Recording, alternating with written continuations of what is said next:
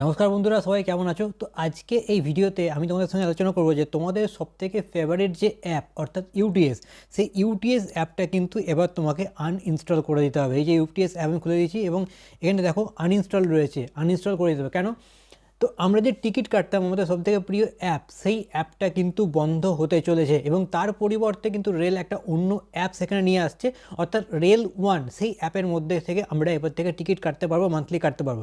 এবার প্রশ্ন হচ্ছে, আমার ইউটিএসে ধরো অনেক টাকা ব্যালেন্স রয়েছে, সেই ব্যালেন্সটা কি হবে? সেই ব্যালেন্সটা কি নষ্ট হয়ে যাবে, নাকি ব্যালেন্সটা আমি রেলওয়ে কাউন্টার থেকে ফেরত পাবো, নাকি সেই ব্যালেন্সটা অন্য কোনো উপায়ে আমি ব্যবহার করতে পারবো? এবং এই রেল ওয়ান যে অ্যাপটা রয়েছে, সেই রেল ওয়ান অ্যাপের মধ্যে আমি কীভাবে অ্যাকাউন্ট খুলবো, কীভাবে টিকিট কাটবো, কিউআর বুকিং সম্ভব কিনা, টিকিট বুকিং করে সেটা প্রিন্ট করানো সম্ভব কিনা, সমস্ত কিছু আজকে এই ভিডিওতে তোমার সঙ্গে আলোচনা করবো। তো প্রথমে দেখো যে রেল এই সমস্ত যে অ্যাপটা রয়েছে ইউটিএস, অর্থাৎ আমরা আনরিজার্ভ টিকিট যেটা কাটি সেটার মাধ্যমে, এর মাধ্যমে আমরা এক্সপ্রেসেরও টিকিট কাটতে পারতাম, লোকালের টিকিট কাটতে পারতাম, মান্থলি কাটতে পারতাম, কোয়ার্টারলি টিকিট কাটতে পারতাম, সব কিছু করতে পারতাম। কিন্তু এই অ্যাপটা 28 তারিখ ফেব্রুয়ারি মাসে শেষ হয়েছে, অর্থাৎ 1 মার্চ থেকে তোমরা আর টিকিট বুকিং করতে পারবে না এবং এখন কারেন্ট সিচুয়েশন থেকে মান্থলি কিন্তু কাটতে পারছো না। এই ক্ষেত্রে কী করতে হবে না, তোমাদের যে রেল অ্যাপ ওয়ান অ্যাপটা রয়েছে, ঠিক আছে, আমি স্ক্রিন রেকর্ডিং করে এখানে দেখাচ্ছি। অনেক জায়গায় কী হয়, স্ক্রিন রেকর্ডিং অ্যালাউ থাকে না, তো সেই ক্ষেত্রে আমি মাঝে মাঝে মোবাইলের স্ক্রিনটা শো করিয়ে দেবো। তো এই যে রেল ওয়ান অ্যাপটা রয়েছে, সেই রেল ওয়ান অ্যাপটা তোমাদেরকে ওপেন করে নিতে হবে এবং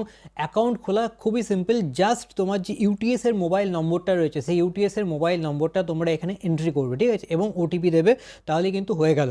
এরকম একটা ইন্টারফেস খুলবে, যদি তোমরা এখানে দেখতে পাবো খুবই ভালো স্ক্রিন রেকর্ডিংয়ে যদি নেয়। এবং তার সাথে তুমি যখন মেনুতে যাবে, সেই মেনুতে যাওয়ার পর দেখতে পাবে তোমার নাম শো করবে, অর্থাৎ ইউটিএসে যেটা দেওয়া ছিল, এবং তার সাথে দেখো আর ওয়ালেট অপশান রয়েছে এবং সেই আর ওয়ালেটে তোমার যে ইউটিএসের পুরনো ব্যালেন্স সেটা কিন্তু অটোমেটিক্যালি ট্রান্সফার হয়ে যাচ্ছে বা অটোমেটিক্যালি সিঙ্ক হয়ে যাচ্ছে। এই ক্ষেত্রে তোমাকে আলাদা করে কিন্তু এখানে কোনো কিছু ইনফরমেশান অ্যাড করতে হচ্ছে না, জাস্ট নাম্বার দিয়ে লগ ইন করলেই হয়ে যাচ্ছে। এবার একটা আমি জিনিস দেখলাম, এখানে অনেক সময় কী হচ্ছে যে আমার যে অ্যাকাউন্ট রয়েছে সেইখানে অনেক সময় গিয়ে আমাকে আইডি কার্ডটা আর একবার আপডেট করতে হচ্ছে। তো সেইটা তোমার যদি প্রয়োজন হয় তুমি আরেকবার করে নেবে ইউতে গিয়ে। এবং দেখো এখানে কিন্তু অনেক কটা অপশান রয়েছে, বুক টিকিট রয়েছে, রিজার্ভ, আনরিজার্ভ এবং প্ল্যাটফর্ম, এবং তার সাথে ট্রেন কোথায় রয়েছে সেটা আমরা সার্চ করতে পারবো, ট্রেনের coach position, PNR, track your train যেটা রয়েছে, আমরা যেটা ওয়ার ইজ মাই ট্রেনে দেখি, সেটাও কিন্তু এইখানে একবারে পুরো এটা দিয়ে দিয়েছে। সেই ক্ষেত্রে কিন্তু আমাদের ওয়ার ইজ মাই ট্রেন না থাকলেও আমরা এই একটা মাধ্যমে, একটা অ্যাপের মধ্যে সব কিছু করতে পারবো। অর্ডার ফুড করতে পারবো না, তুমি যখন রিজার্ভেশন ট্রেনে রয়েছে সেখানে কিন্তু ফুড অর্ডার করতে পারবে, রেল মদতে সাহায্য নিতে পারবে এবং রিফান্ড ফাইল সব কিছু করতে পারবে। তো আনরিজার্ভে যখন আমি যাব, আনরিজার্ভে যাওয়ার পর দেখো এখানে অপশান রয়েছে যে এখানে কী হচ্ছে না, আনরিজার্ভে এটা রিজার্ভে যখন যাচ্ছি কোথা থেকে কোথায় যাব এবং আমার ডেস্টিনেশন এবং সেখানে ক্লাস কী কী রয়েছে, আমি কোথায় যাব, ডেট সিলেক্ট করবো, সব কিছু করলে কিন্তু এখানে general, lower brass citizen, person with disability সব কিছু সিলেক্ট করতে পারবো, প্রিমিয়াম, তৎকাল সব কিছুই হবে। এবং তার সাথে এখানে যদি তোমরা পাস টাস থাকে সেগুলো কিন্তু আমরা এখানে রেল ওয়ানের মাধ্যমে করে নিতে পারছি। এবার আমাদের মেনলি যেটা, সেটা হচ্ছে আনরিজার্ভ টিকিট। আনরিজার্ভ টিকিটের ক্ষেত্রে আমরা আনরিজার্ভে যখন টাচ করব তখন আমরা দেখতে পাচ্ছি যে আমরা স্টেশনে আছি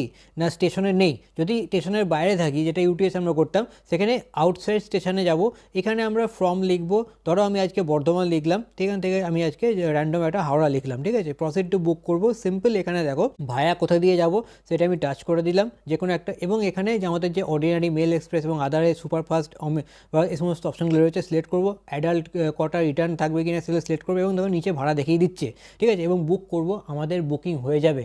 এইবার এই ক্ষেত্রে আমরা যে কমিশনটা পেতাম 3% কমিশন, সেই 3% কমিশনটা কি পাবো? অবশ্যই পাবো।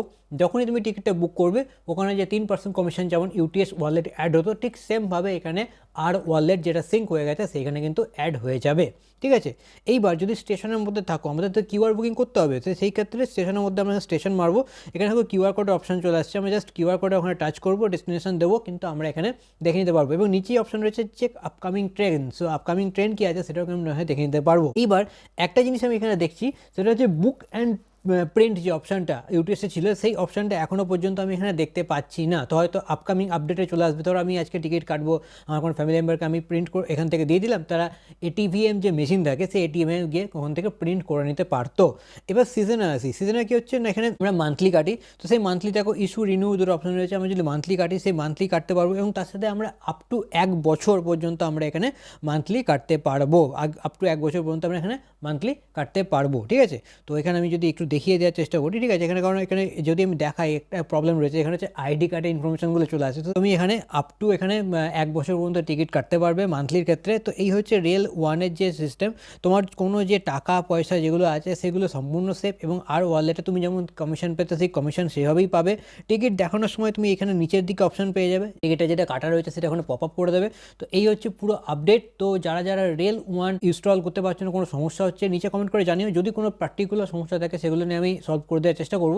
আর অবশ্যই রেল ওয়ান ইউজ করো। তো আজকের ভিডিওতে এই পর্যন্তই। যদি ভিডিওটা ভালো লাগে অবশ্যই চ্যানেলটাকে সাবস্ক্রাইব করে দিও। দেখা হচ্ছে আবার একটা নতুন ভিডিওতে, ততক্ষণ ভালো থেকো। চলো টাটা।